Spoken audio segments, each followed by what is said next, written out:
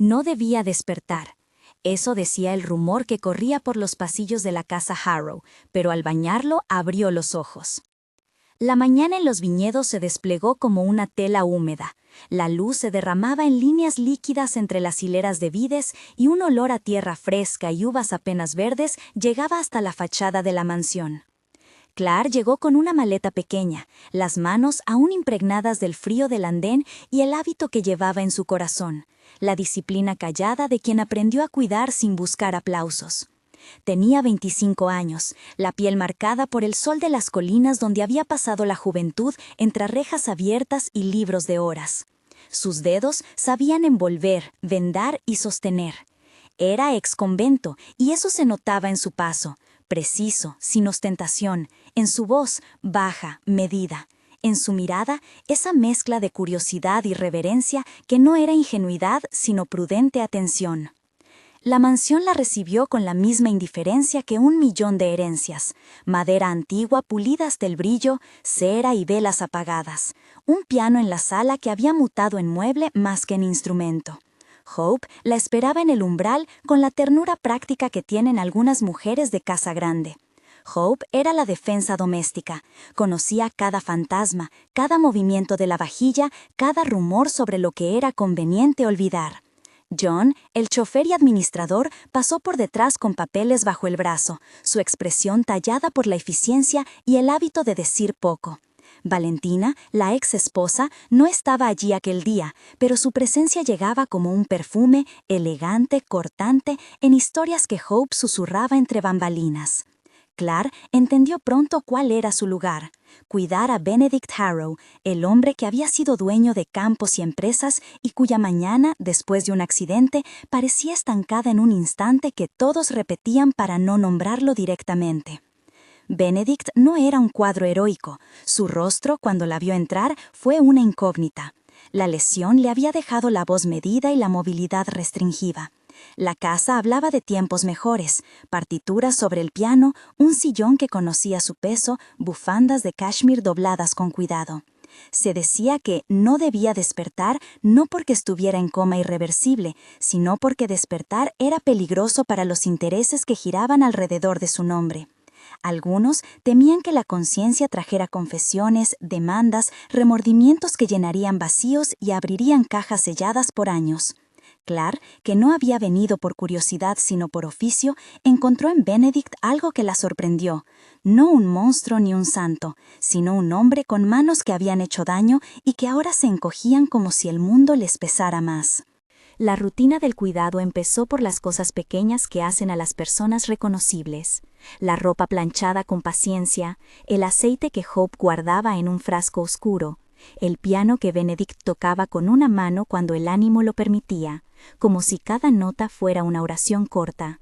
Los baños se convirtieron en ritual. Clark preparaba el agua con una atención casi litúrgica, probaba la temperatura con el codo, colocaba una toalla fresca en la almohada, dejaba una bolsita de lavanda para que el vapor la arrastrara. Había gestos que no eran técnicos ni mecánicos, hablarle al oído mientras lavaba la nuca, humedeciendo su piel con cuidado, limpiar las cejas con movimientos que parecían devolverle la geografía del rostro. Benedict, que había sido un hombre de voz grave y decisiones firmes, a veces reaccionaba como si recordara la música de su infancia, otras veces se cerraba en sí mismo, pequeño y rígido. Fue en uno de esos baños, en el cuarto de mármol donde el vapor trepaba por las losas como una segunda luz, que sucedió lo que nadie esperaba. Clark había aprendido a no poner palabras antes de tiempo. Entró como siempre, agua tibia, una esponja suave, aceite entre sus manos para que la piel no tironeara. Benedict estaba acostado, los párpados pesados como cortinas, la respiración regular. Ella hablaba en frases cortas, dejando pequeñas notas de compañía, una memoria de su tiempo en el convento, una mención de la lluvia en el viñedo, una melodía en la que sus dedos acompañaban las palabras. Había en su voz algo que no exigía respuesta, algo que parecía dictado por el respeto. Cuando inclinó la cabeza para enjuagarle la frente, él cerró los puños alrededor de la toalla. Fue un gesto leve, de quien se aferra a lo conocido. Clark detuvo el movimiento, sus ojos encontraron los de Benedict aún con los párpados semifuertes. Y entonces, con esa voz que se había vuelto frágil por el accidente, Benedict pronunció 2 palabras que fueron un filo: «No me lo digas». La frase resumía siglos de silencios. Era un pedido o una orden. Llevaba en su interior la posibilidad de proteger a alguien o de protegerse a sí mismo.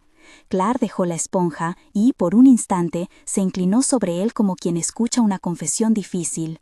No le replicó ni cuestionó, simplemente siguió con un gesto que contenía la intención de acompañar. Quizá había en esa negativa algo que Benedict aún no estaba listo para nombrar. Una culpa que, al ser nombrada, pediría cuentas concretas. Pero el agua, que hacía su trabajo de limpiar sin preguntar, pareció hacer más. Benedict apretó la muñeca de Clark con una fuerza que no se había visto en semanas. Fue un agarre breve, pero la tensión en su mano reveló algo que las palabras no podían sostener: un reconocimiento, una respuesta interna. No fue un milagro repentino: el agrandamiento de la pupila, la contracción de los dedos, la respiración que se volvió irregular, todo sucedió como una serie de pequeñas interrupciones en la inmovilidad. Cuando Benedict abrió los ojos, lo hizo primero con desconfianza y luego con un hálito de alivio que Clark notó como si fuera una luz. Sus ojos no buscaron dinero ni documentos, buscaron a la mujer que, con manos de paciente, había lavado su rostro. Aquella mirada fue un descubrimiento íntimo.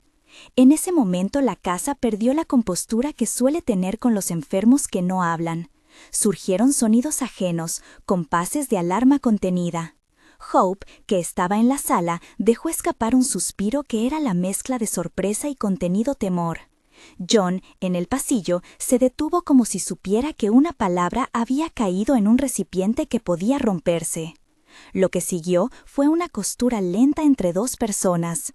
Clark no le reclamó a Benedict por los silencios del pasado. Benedict no le explicó la amplitud de su culpa. Hubo, en cambio, gestos. Ella le tocó la frente, como quien tapiza una herida. Él la miró y dejó escapar una frase corta que no pidió explicaciones. Esa mirada cambió todo. No porque de repente la verdad saliera a la luz, sino porque el acto de reconocerse humano rompió una parte de la maquinaria que durante años había mantenido el silencio. Clark, cuya formación en el convento le había enseñado que el cuidado es un acto de reparación, sintió cómo su deber mutaba. De preservar la salud de aquel cuerpo a buscar la restitución de un nombre. Una tarde, mientras doblaba toallas en la lavandería que olía a jabón y a madera recién encerada, encontró la caja. No era la clase de hallazgo dramático. Estaba escondida entre paños en un rincón donde nadie esperaba cosas importantes. Era una caja de hojalata antigua, la pintura desconchada, y en una esquina alguien había escrito a mano con tinta que había perdido su negro la letra A. Dentro, una muñeca de trapo con la costura del rostro deshilachada, un colgante con una inicial grabada también con una A pero más pulida, y un manojo de cartas atadas con una cinta que el tiempo había vuelto frágil. La mano de Clark tembló un poco cuando desató la cinta. No era un temblor de miedo físico, sino de reconocimiento moral.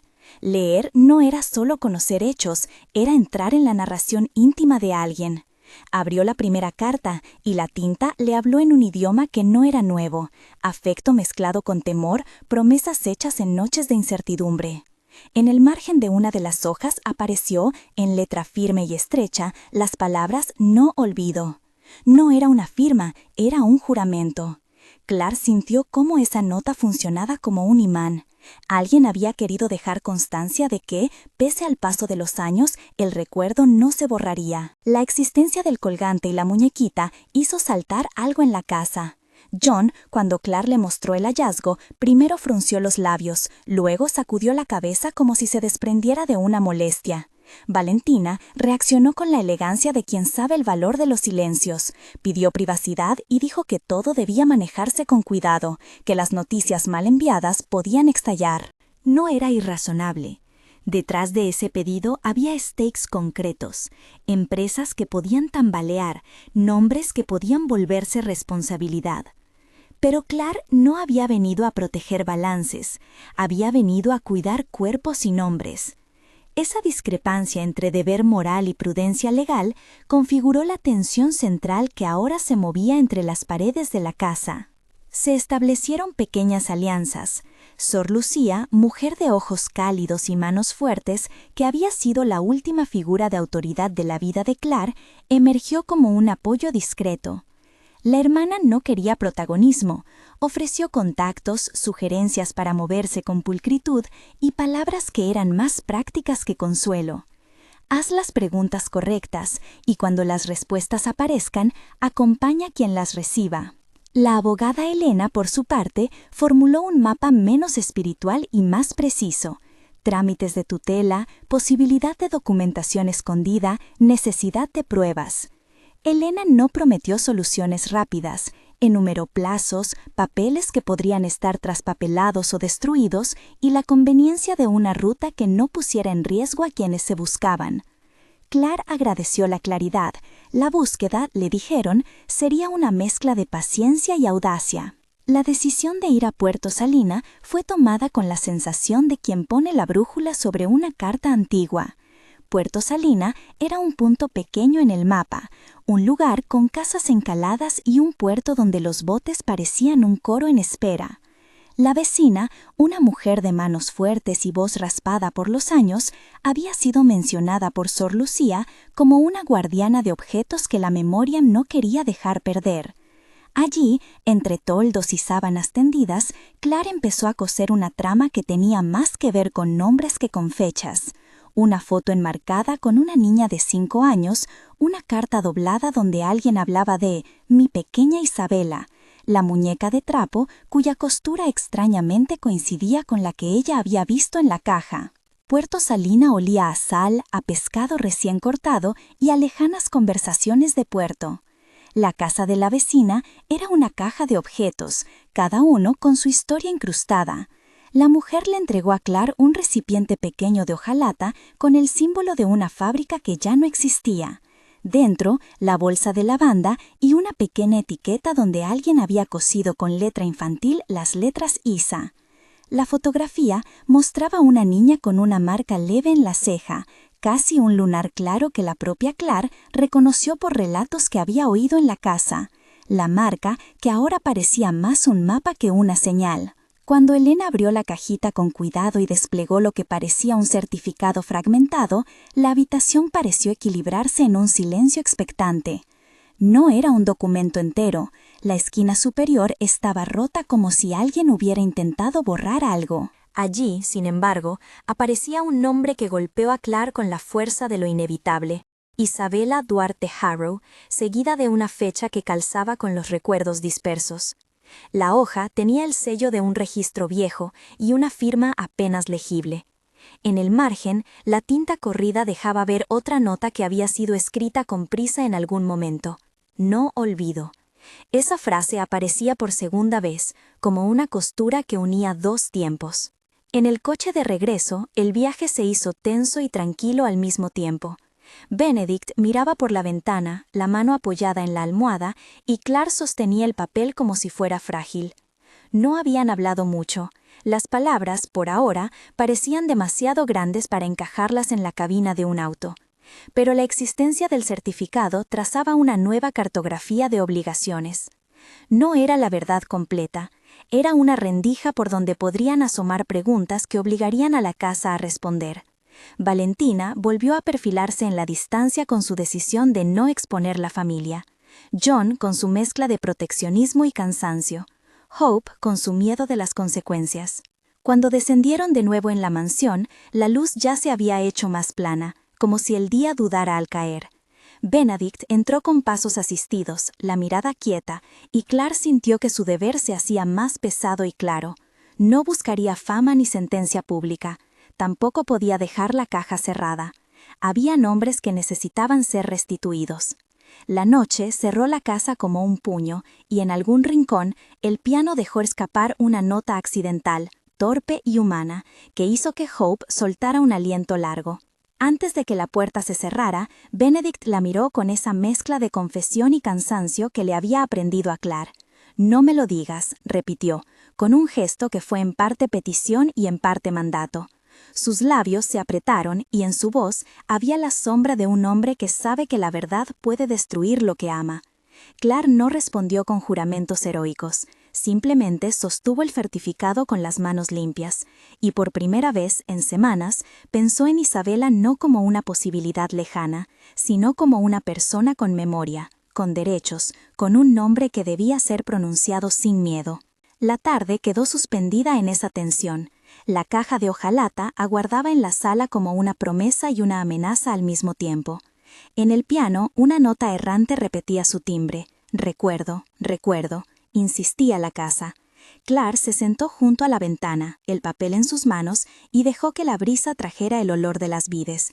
Su corazón latía con la cadencia de alguien que sabe que un deber no es solo una inclinación del alma, sino una secuencia de pasos: buscar, preguntar, acompañar. En algún lugar de la mansión, Valentina planeaba palabras y medidas. John repasaba documentos. Hope preparaba una taza de té que nadie terminaría.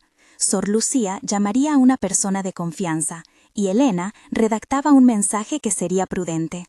Clark cerró los ojos un instante y, en esa oscuridad breve, vio a la niña de la foto, una coleta, una marca en la ceja, una mirada que tenía la misma mezcla de curiosidad y distancia que ella había tenido al entrar por primera vez en la mansión. Abrió los ojos y supo que el cuidado había dejado de ser de una sola dirección. La búsqueda de un nombre pediría compañía, y la casa ya no podía fingir que su pasado no la incomodaba. Alguien tocó el piano despacio, como si tocara el filo de una nube. La nota quebrosa quedó suspendida. Clark dejó el certificado en la mesa del salón, consciente de que lo que había en esa hoja no cerraba historias, sino que las abría. Había pruebas: la muñeca, el colgante, la carta con "no olvido" en el margen, la foto, pero ninguna de ellas garantizaba respuestas fáciles. En el umbral, la sombra de Valentina parecía agazapada, lista para intervenir. En la esquina, Benedict observaba con ojos que habían vuelto a mirar, pero que todavía debían aprender a caminar entre las consecuencias de su pasado. Clark se levantó.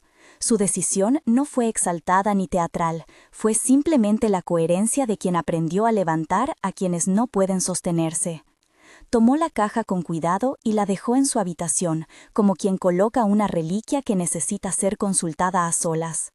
Afuera, la noche se posó sobre los viñedos con un susurro y el piano, distante, dejó caer una melodía que parecía prometer memoria.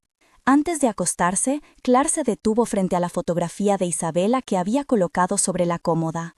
Le habló en voz baja, no para imponer una verdad, sino para ofrecer compañía. No le prometió respuestas imposibles, le prometió que su nombre no sería devuelto a la oscuridad. Esa promesa moduló un blanco en su alma que ni la mansión, ni la riqueza, ni las intrigas podrían borrar del todo. Al día siguiente, a primera hora, Elena estaba en la sala con documentos y una lista de pasos. Valentina llamaría a una persona de confianza. John revisaría archivos. Hope prepararía la casa para lo que viniera. Benedict se sentó junto a la ventana y por primera vez desde el accidente dejó que la luz le bañara el rostro entero. Clark entró con una taza de té y la caja de hojalata en la mano. Él la miró, lento, con una mezcla de gratitud y temor. «Si vamos a empezar esto», dijo Benedict con voz rasposa, «hazlo bien, no quiero escándalos». Clark posó la caja en la mesa y miró su contenido sin dramatismos. «No quiero escándalos», respondió con calma, «quiero encontrarnos con la verdad». Benedict cerró los ojos un instante y cuando los abrió, su mirada se fue hacia el piano, como si buscaba allí la manera de acompañar su propia confesión. Clark entendió que detrás de su pedido había un miedo más humano que cualquier otra cosa. No la vergüenza pública, sino el miedo a que su culpa fuera un abismo que no se pudiera salvar. Ella no prometió salvación, solo ofreció compañía y pasos ordenados, legales y lentos. En la cocina, Hope dejó un plato sobre la mesa y murmuró: «Se va a desbaratar todo si no tenemos cuidado». No era una advertencia, era el reconocimiento de que la casa, como cualquier organismo, reaccionaría. Clark respiró hondo. La búsqueda de Isabela había sido activada por la fragilidad de un hombre que, al ser bañado, había abierto los ojos. Ahora todo quedaba a la espera de los actos siguientes: llamadas, papeles, entrevistas, visitas que podrían molestar y proteger al mismo tiempo. Afueras de la mansión, un coche se apagó lentamente. La tarde se extendió con un color cálido sobre los viñedos. Dentro, el certificado doblado, la muñeca de trapo y el colgante con la A aguardaban su destino. Claire, antes de cerrar la puerta de su habitación, puso la muñeca sobre la cama y con un gesto casi maternal la cubrió con una manta. No buscó promesas, solo dejó una vela encendida en el alféizar para no perder la memoria de una luz que había vuelto a encenderse, aunque nadie quisiera llamar a ese acto un milagro. Cuando se apagaron las luces, la casa respiró profundo. El piano enmudeció, y en la oscuridad un nombre quedó flotando: Isabela. La noche recogió la palabra y la guardó por ahora. Pero dentro de la casa Harrow algo había cambiado. Un acto de cuidado había reabierto un pasado. Una caja oxidada mostraba señales, y en el margen de las cartas alguien había escrito: no olvido, como quien borda una herida con paciencia. Era el principio de una labor que exigiría tiempo, tacto y coraje. Claire respiró y en su mente trazó la primera pregunta que habría que hacer al amanecer. ¿Dónde había estado Isabela durante todos estos años? A la mañana siguiente, la luz se filtró por la persiana como un hilo de plata. Claire se quedó un minuto más en la cama con la caja de hojalata al borde de la cómoda, y sintió que la pregunta que la había despertado la noche anterior no era ya un enigma sino una ruta. ¿Dónde había estado Isabela durante todos esos años? Se vistió con la calma de quien prepara herramientas. Su día no sería heroico, sería metódico. El cuidado continuaba. Baños, pequeñas curas, música que se abría a cuentagotas.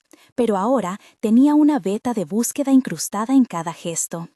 Benedict había pasado la noche en la biblioteca, sentado en su sillón con las manos sobre una manta. Al verla entrar, la miró con esa atención nueva que la sorpresa del día anterior no había anulado sino afinado. Sus ojos, más claros de lo que su voz sugería, siguieron a Claire como comprobaran una partitura. Le ofreció una taza de té que ella rechazó con un movimiento casi mecánico. Prefería ver qué había en la caja. «Si vamos a hacerlo», dijo Benedict con aquella voz quebradiza que a veces intentaba ser severa y terminaba siendo frágil. «Quiero que sea con orden, no quiero escándalos». Claire dejó la caja sobre la mesa, sin teatralidad. Sus dedos recorrieron las cartas y el colgante como quien repasa un mapa antes de salir. «No busco escándalos», contestó. «Busco a una persona. Su nombre. Eso es todo». En la sala, Hope movía la tetera como si el vapor fuera un juramento. Sor Lucía había insistido en acompañarla. La hermana llegó con el gesto sereno de quien tiene contactos y paciencia. Elena, la abogada, apareció a media mañana con una carpeta llena de citas, sellos y un itinerario provisional. Sus ojos eran claros, sin condescendencia. Sabía que la ruta legal sería lenta y que muchas veces la ley protege tanto al que sufre como al que teme. «Hay opciones», dijo Elena, «registros civiles, parroquias, escuelas. Todo depende de qué tan bien se haya conservado la documentación. También debemos pensar en la posibilidad de que Isabela tenga otro apellido.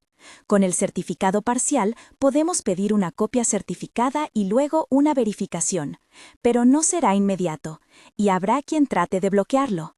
No dijo Valentina en voz alta, pero la sombra de ese nombre planeó en la sala como una nube que no se mueve sin viento. Claire no esperaba que los papeles le abrieran la puerta del pasado de forma veloz. Esperaba, en cambio, paciencia y tacto. Elena ofreció un plan: comenzar por el registro civil de Puerto Salina para pedir el expediente de la partida de nacimiento, luego entrevistar a la vecina que había dado la caja y, si hacía falta, una solicitud legal para acceder a archivos privados. También propuso una vía emocional: preparar una carta para Isabela en caso de que dieran con ella, una carta que no sería entrega inmediata, sino un puente, una posibilidad respetuosa. Mientras hablaban, surgieron las primeras resistencias. John, que había regresado con documentos y una calma rígida, sostuvo la puerta y dejó aparecer su escepticismo. «Abrir esto ahora», dijo, «puede traer problemas que nadie quiere. No es solo la privacidad de la familia, hay empresas, accionistas, las noticias corren». No hablaba con saña, sino con el vértigo del hombre acostumbrado a poner parches donde empezaban a aparecer grietas. Valentina, cuando fue informada por teléfono, habló con la elegancia de quien sabe transformar advertencia en mandato. «Todo controlado», contestó sin perder la compostura. «Nadie saldrá de la casa sin consulta conmigo. Mantened discreción». La palabra discreción fue como una mano que cerraba lentamente un telón. Para Clark, la discreción no significaba silencio eterno, significaba prudencia en las formas, no en los hechos. Ella, que había aprendido a escuchar sin pedir excusas, no pretendía convertir la mansión en una tribula, pero tampoco permitiría que se enterrara una verdad que ya había sido arrancada del olvido. La primera acción concreta fue volver a Puerto Salina, esta vez con Elena y Sor Lucía. Benedict miró el inicio del viaje desde la ventana, las manos entrelazadas sobre la manta, como si se preparaba para una confesión que todavía no sabía cómo declarar. Antes de partir, lo bañó de nuevo. No era un ritual heroico, era la reiteración del oficio. El agua, el jabón de lavanda, la toalla tibia. Cuando le limpió la frente, Benedict volvió a apretar la muñeca de Clark, pero esta vez no con la tensión de quien guarda secreto. Fue un gesto pequeño, de agradecimiento. Sus labios se movieron en una sílaba que ella captó apenas, una canción o una palabra truncada. Ella la siguió con la mirada, sin preguntar. Puerto Salinas les recibió con la humedad del mar y el trajín de un pueblo que no quiere ser visto por forasteros más allá de su costa. Las fachadas encaladas se apiñaban y el viento traía el rumor de las redes. La oficina del registro civil olía a papel viejo y a cola. El funcionario, un hombre de manos manchadas por sellos, miró el certificado roto con una mezcla de curiosidad y algo parecido a la piedad. «Hemos tenido casos así», dijo. «A veces una esquina falta porque alguien la arrancó. A veces es mera degradación por humedad. Puedo buscar el expediente si me da los datos». Elena habló con formalidad, pidió la búsqueda del expediente y entregó una autorización preliminar para la consulta. Los papeles tardarían, pero la atención del registro permitió una primera revisión que confirmó lo que el papel parecía decir. Existía una inscripción a nombre de Isabela Duarte Harrow, con una fecha que encajaba en la fotografía que había visto Clark. La esquina rota correspondía a una sección que solía incluir notas sobre la filiación. No era una prueba definitiva, pero era una fisura, por dónde mirar. Como a menudo ocurre en los pueblos, la memoria no está en los archivos, sino en la carne de la gente. Fueron a la casa de la vecina que Sor Lucía había recomendado, una mujer de cabello blanqueado, espalda ancha, que guardaba en su cocina historias como quien guarda semillas. Tenía en una repisa una fotografía en blanco y negro de una niña con una coleta. «Se llamaba Isa, o así la llamaban», dijo la vecina, y su voz tenía el desgaste de quien ha repetido la misma historia. La madre dejó la foto, se fue, la gente habló, pero nadie se metió. Era un tiempo en que las cosas se ocultaban más fácil. Clark recogía cada palabra con el silencio de quien está aprendiendo a sostener una historia que no es suya. La vecina habló de una mujer joven, asustada, que entró en la iglesia con la niña y no volvió fácil a salir. Mencionó un nombre, una posada, donde la vieron por última vez, Casa de las Mareas. Esa posada, dijeron los ancianos del pueblo, era dirigida por una pareja de apellido Ramos. No era la certeza, pero era un hilo. Elena les recomendó prudencia. Había que ir con la intención de preguntar, no de acusar. La búsqueda llevó a una casa perimetral en la orilla del puerto. Allí vivían, según lo que dijeron, los Ramos, una pareja que había acogido a un par de niños en distintas épocas. Les recibieron con la franqueza de quienes no se esconden. En un cuartito había juguetes envejecidos y una libreta donde una mujer mayor, con las manos de la costurera, había apuntado nombres y fechas de niños que su casa había visto crecer. «Quizá la vieron», dijo la mujer con una mezcla de orgullo y cansancio. «Tuvimos muchos, gente que venía y decía que se marchaba y luego no. Si es Isabela, podría haberse ido con otro apellido, o haberse quedado». Las posibilidades se abrían como puertas traseras. Elena tomó notas, pidió permisos y dejó una tarjeta. No tomarían decisiones precipitadas, sentían que lo responsable era reunir hechos antes de cruzar una palabra que pudiera desbordar. De regreso en la mansión, el ambiente estaba más tenso. Valentina había empezado a mover fichas con esa calma cortante que Clark ya conocía. Mandó a su abogado a revisar documentos, pidió inventario de la caja de hojalata, requirió que John informara cada movimiento de personal. Su argumento no era infundado. Una reunificación pública sin control podía exponer a Isabela, si todavía viviera con privacidad, a una ola que nadie quería. Pero su método fue otro asunto. Donde Clark veía una oportunidad de honrar un nombre, Valentina veía un riesgo para su linaje y patrimonio. «Hay formas de manejar esto», dijo Valentina en la sala de la casa principal cuando Clark la confrontó. «¿Cree que una demanda pública ayudará a nadie? La reputación no es solo vanidad, es una forma de proteger a la familia». Clark la miró sin juicio. Su mirada era el espejo de alguien que sabe que el deber a veces genera fricciones con quienes han aprendido a traducir todo en balances. «No se trata de reputación, Valentina», replicó Clark, «se trata de una vida». La tensión política en la casa no excluía las pequeñas traiciones cotidianas. John, que en ocasiones jugaba a hacer la balanza, se encontró entre dos órdenes: obedecer a Valentina y proteger la calma de la mansión, o colaborar con una búsqueda que podía abrir cajas que nadie había querido tocar. En uno de los momentos en que la mansión parecía más quieta, Clark revisó un armario donde debería haber documentos de menos calado y notó que una carpeta había desaparecido. No era una evidencia concluyente, tal vez John la había reubicado por error. Pero su intuición le dijo otra cosa. En casas grandes, las ausencias de objetos suelen ser más significativas que sus presencias. Elena, cuando Clark le contó, no prometió confrontación inmediata. Hizo otra cosa. Pidió una copia certificada de la partida de nacimiento, presentó una solicitud formal y preparó una petición que pudiera obligar a cualquier poseedor de documentos a presentarlos en sede judicial en caso de negativa. Era un procedimiento con plazos y burocracia, no era un golpe de efecto. Elena explicó que, si el objetivo era volver a conectar a una persona con su historia, el camino correcto era la verificación y la protección de esa persona una vez localizada. Mientras avanzaban los trámites, Benedict comenzó a experimentar algo que ni él mismo esperaba: una necesidad de nombrar. No habló de las grandes empresas ni de las decisiones de antaño. Habló en fragmentos, como quien lee un diario a retazos y no se atreve a armar la totalidad. «Recuerdo la risa de una niña», dijo una tarde, con la mano apoyada en el borde del piano. Era un sonido que entraba en la casa y la volvía más pequeña.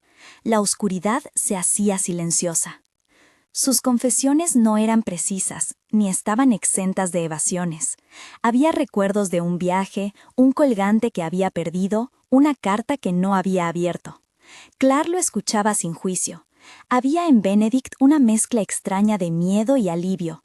Miedo a lo que hablar pudiera desencadenar y alivio porque nombrar liberaba a su cuerpo de una especie de rigidez. Los días siguientes fueron un tejido de pequeñas victorias y retrocesos. El registro civil envió una copia parcial del expediente. La esquina faltante seguía sin aparecer, pero la firma del funcionario y el sello del archivo le daban a Elena una base para comenzar solicitudes más formales. Una pieza de la trama era material: la muñeca, el colgante, la foto. Otra pieza, intangible pero igual de potente, era la voluntad de la casa de permitir que la búsqueda avanzara. Allí la disputa con Valentina resultó crucial. Ella intentó usar su influencia para demorar el acceso a archivos, argumentando riesgos reputacionales. Elena contestó con documentos y una serenidad firme. No quería litigios públicos, pero tampoco cedería a maniobras que encubrieran información esencial. En ese interludio, Clark decidió hacer algo que no estaba en la lista de trámites: escribir.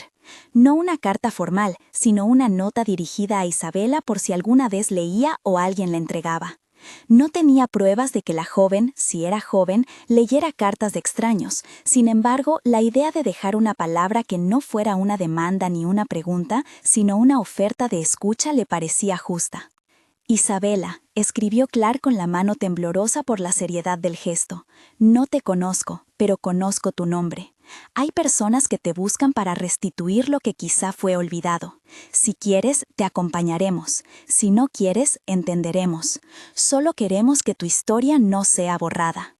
Guardó la nota en un sobre sin remitente y la dejó en la caja de hojalata, junto al colgante.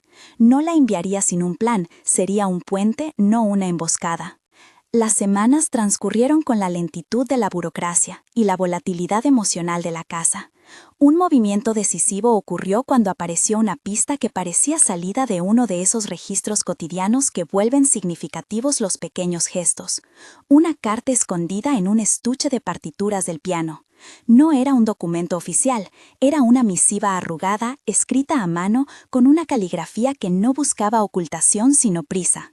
Benedict la encontró por accidente, al intentar buscar una melodía que lo ayudara a dormir. La carta no tenía fecha clara, pero mencionaba una posada, una mujer que se marchaba, un miedo a ciertos nombres y una frase repetida que Clark ya conocía: no olvido. Fue un golpe íntimo. También, lo que ninguno esperaba, una anotación en letra menuda que indicaba una dirección en una ciudad cercana y la mención de una persona que había recibido una carta. Aquello les dio un rumbo más claro. No obstante, la ley y la vida no son caminos rectos. Valentina, al enterarse de que Elena estaba por obtener documentos, llamó a su abogado y comenzó a preparar una oposición. Alegó riesgo a la intimidad y solicitó medidas cautelares. Elena, virtuosa en no prometer imposibles, respondió con hechos. Si Isabela era una persona con derechos, su privacidad era sagrada, pero también lo era su derecho a conocer la verdad sobre su origen.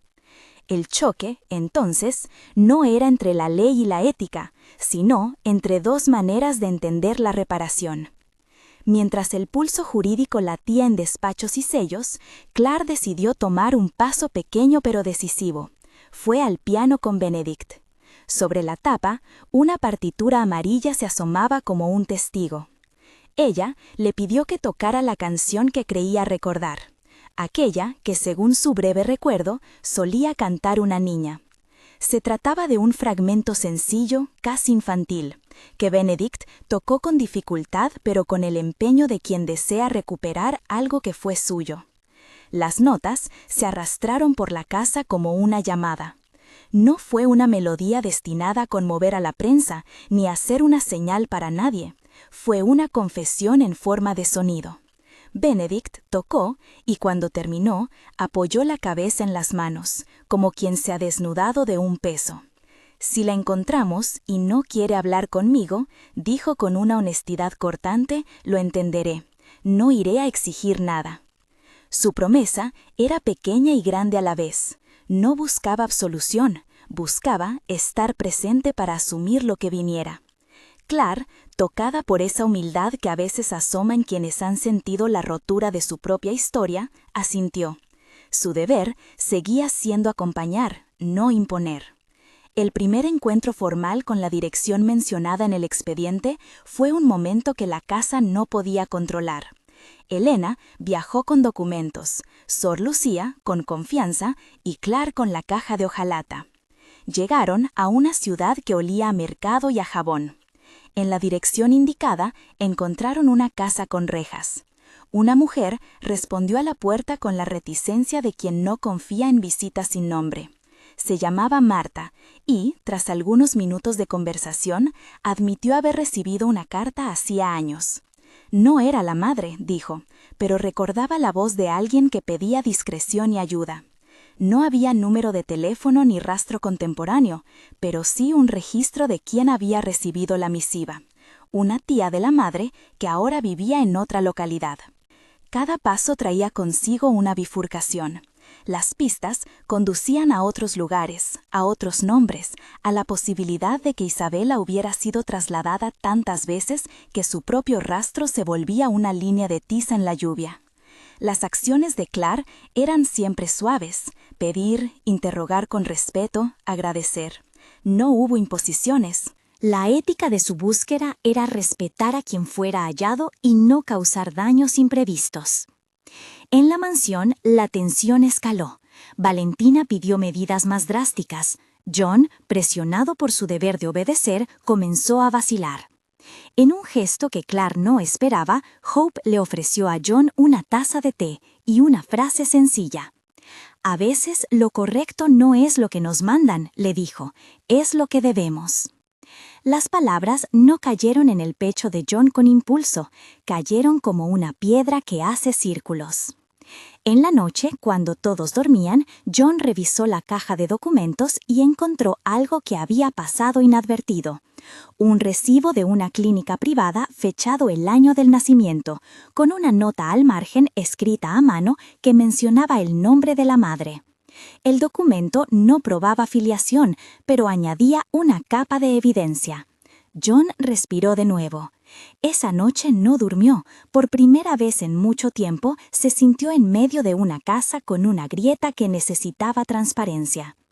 Los plazos legales continuaron. Elena presentó la solicitud formal y la oposición de Valentina llegó con la solvencia de quien tiene recursos. Hubo una audiencia breve que no terminó en sentencia, pero sí consiguió ordenar la entrega de copias adicionales del expediente con carácter restringido. Todo dentro de la ley, apegado a la prudencia. El objetivo era encontrar a la persona sin exponerla. Un giro inesperado sucedió cuando la tía de la madre, a quien habían localizado después de varias llamadas, accedió a hablar bajo ciertas condiciones. Quería garantías de que nadie buscaba escándalo. Quería, sobre todo, protección para la identidad de la mujer que crió a Isabela. Clark asistió a la reunión con la naturalidad de quien sabe que las conversaciones requieren cuidado. La tía habló de noches en que la joven madre llegó con miedo, de un colgante que la niña llevaba y que la madre pedía que cuidaran. No ofreció una dirección inmediata, pero sí una condición. Sería la propia Isabela quien decidiría si quería saber. La palabra decidir resonó en Clark con la exactitud de quien comprende que la reparación no puede ser coaccionada.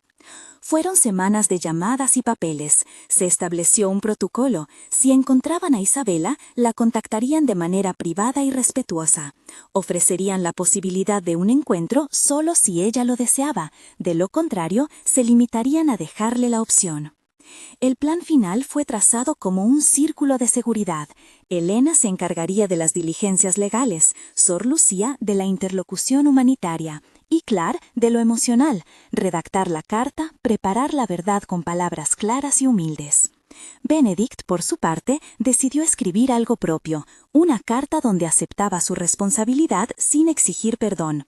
No era una misiva destinada a la alegoría del arrepentimiento, era la relación de un hombre que sabía que algún día tendría que explicarse frente a la persona que llamaban Isabela. La llegada de la noticia fue discreta y casi increíble. Un funcionario del registro, tras revisar el expediente con la autorización judicial provisional que Elena había logrado, encontró una anotación que indicaba un asentamiento posterior. La partida que buscaban había sido subsanada en otra ciudad con el apellido Ramos. No era una prueba concluyente, pero era una dirección y un apellido que concordaban con la posada y las anotaciones anteriores. Elena pidió una diligencia para localizar a esa familia. No fue fácil. Las personas cambian de nombres por matrimonio, mudanza, vida.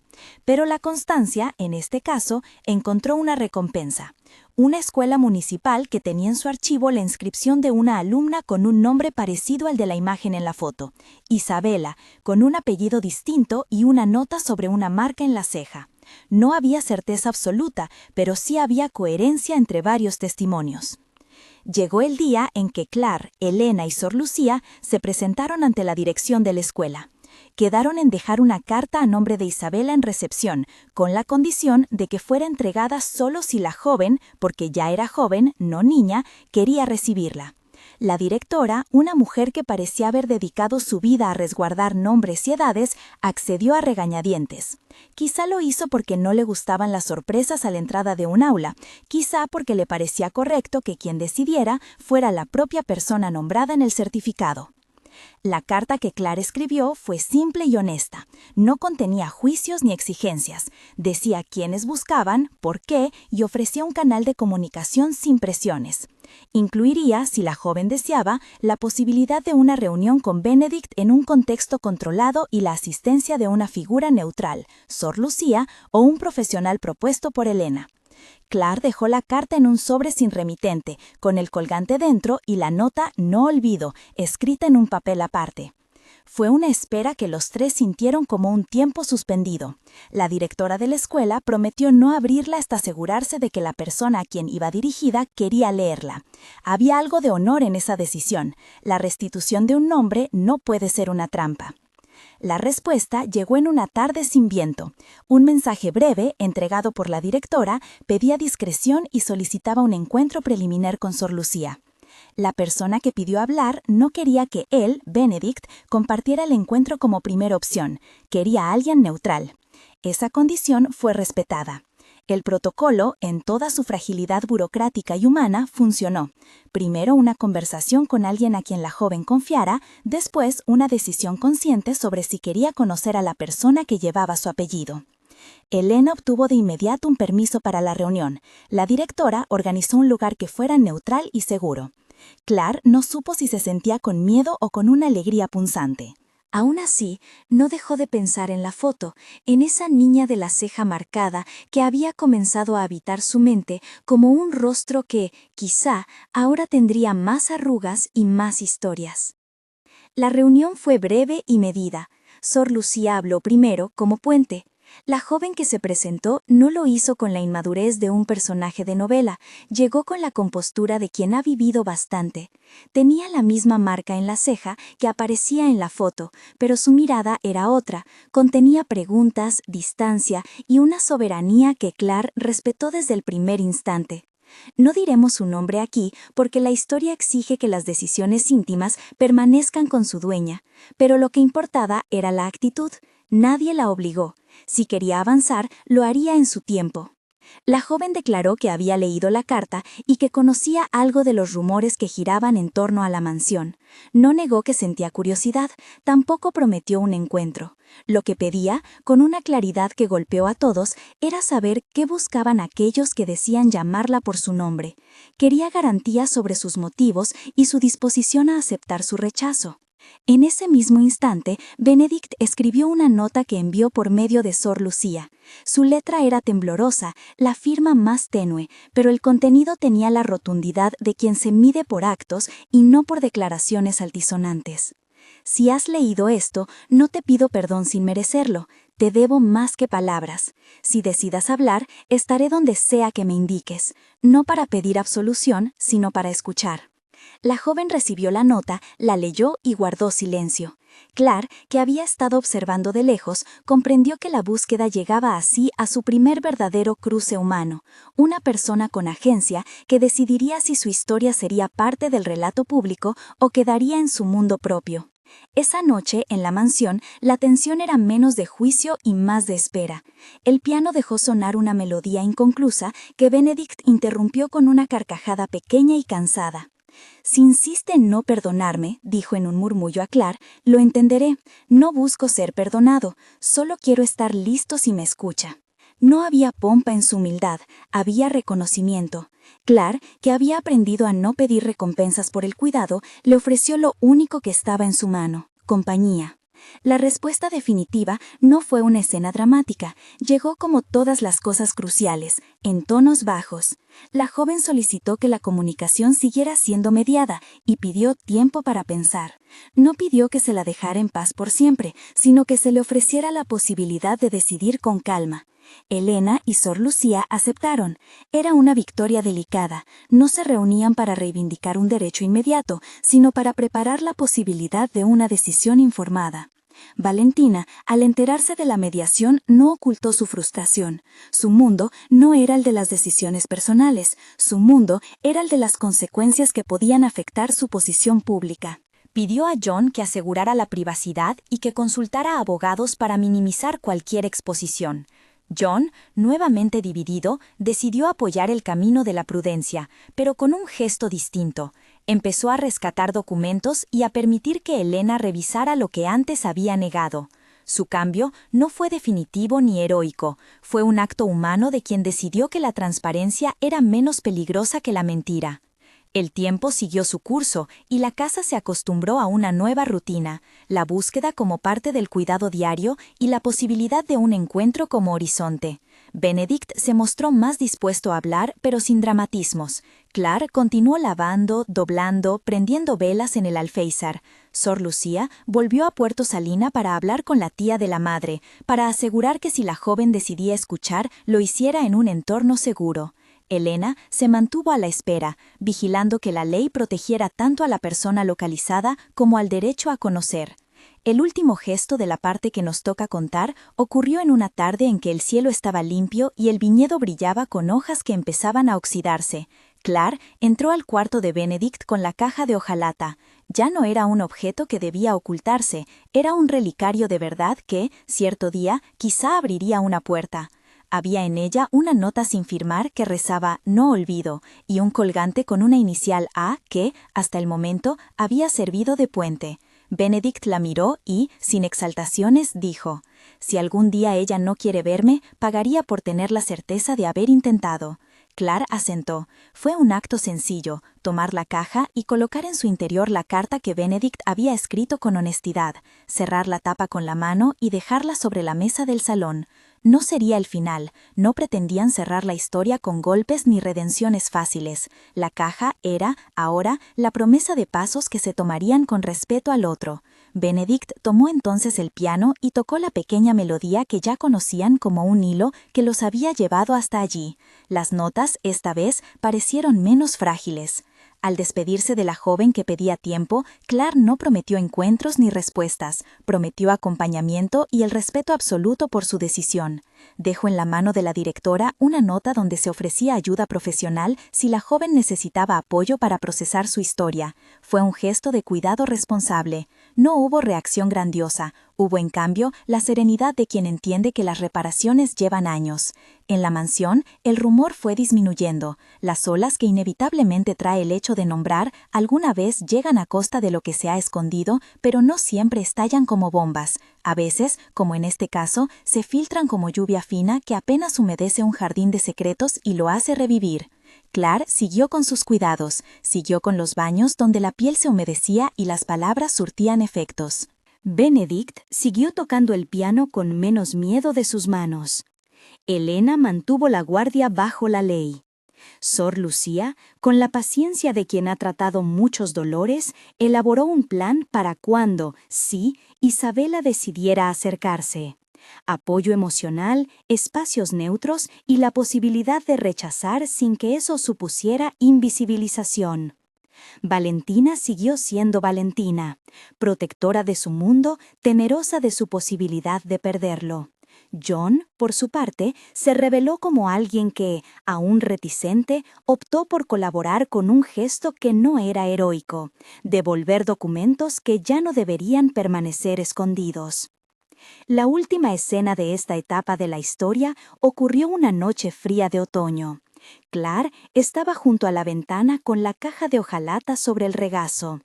Tomó la fotografía de la nina y la miró con la atención de quien mira a una persona a punto de salir de un umbral. No había impaciencia, solo una firmeza que se parecía a la compasión. «Si decide venir», murmuró, «no iremos para pedirle nada, iremos a escuchar». Las palabras flotaron en la habitación como si fueran el cierre de un círculo. Algo se había movido dentro de la casa Harrow, una verdad pequeña pero irrebatible. El cuidado había devenido en reparación, y la reparación exige más que gestos simbólicos. Exige paciencia, voluntad de exponerse y el respeto por las decisiones de quien fue buscada. El amanecer del día siguiente trajo a la hora del té una nota breve, entregada por la directora de la escuela. Decía: «Isabela acepta un primer encuentro con Sor Lucía. Quiere quien la acompañe y alguien que garantice que será ella quien decida lo que viene después». No era un sí para cerrar nada, era un sí para abrir, con cuidado, una conversación. El plan estaba listo, un lugar neutral para hablar, una persona de confianza elegida por la joven y la presencia de una tercera figura profesional. Claire preparó la caja de hojalata y la carta de Benedict. No era un drama, era la continuación natural de algo que había comenzado con el agua tibia de un baño. Antes de que la puerta se cerrara y fueran hacia el encuentro, Benedict habló una vez más, y su voz no era la de un hombre que pide indulgencia, sino la de quien reconoce que su vida tendrá que medirse por actos. «No vine aquí a salvarme», dijo, «vine a ser responsable». Clara sintió. Esa frase, tan simple y tan dura, contuvo la esperanza que había guiado todos sus días en la mansión, la esperanza de que los nombres sean restituidos, no para satisfacer curiosidades, sino para recuperar el derecho de alguien a saber quién es. Cualquier otro paso, cualquier encuentro que siguiera, sería dirigido por la voluntad de quien había sido buscada, respetando su privacidad y su agencia. No habría atajos legales ni exposiciones innecesarias. En la vida común, la reparación es una serie de pasos modestos, no un titular sensacional. La caja de hojalata estuvo a la vista, no como evidencia para el público, sino como recordatorio de que a veces una vida se reordena con objetos humildes, una muñeca, un colgante, una carta con la frase «No olvido» en el margen. El agua del baño que había hecho abrir los ojos de Benedict seguía siendo la imagen primera, el detonante íntimo que había puesto en movimiento una cadena de responsabilidades. Claire salió por la puerta con la convicción que había aprendido en el convento, que cuidar a alguien también es ayudarle a enfrentar su pasado, que el deber no es un gesto, sino una serie de actos sostenidos. Y mientras se alejaban rumbo al lugar acordado, el piano de la mansión dejó escapar otra vez esa melodía quebrada que, poco a poco, se volvía menos torpe. Era la música de un hombre que empezaba a aprender a mirar hacia adelante sin ocultar lo que había atrás. Si te quedaste con la necesidad de saber cómo será el encuentro, si te preguntas qué diría Isabela o cómo se acomodarán los intereses en una casa acostumbrada a proteger sus sombras, cuéntanos, ¿qué habrías hecho tú en el lugar de Claire? Comparte tu opinión y suscríbete para acompañar la próxima etapa de esta búsqueda, donde la verdad será ofrecida con cuidado y la decisión final permanecerá en manos de quien lleva ese nombre.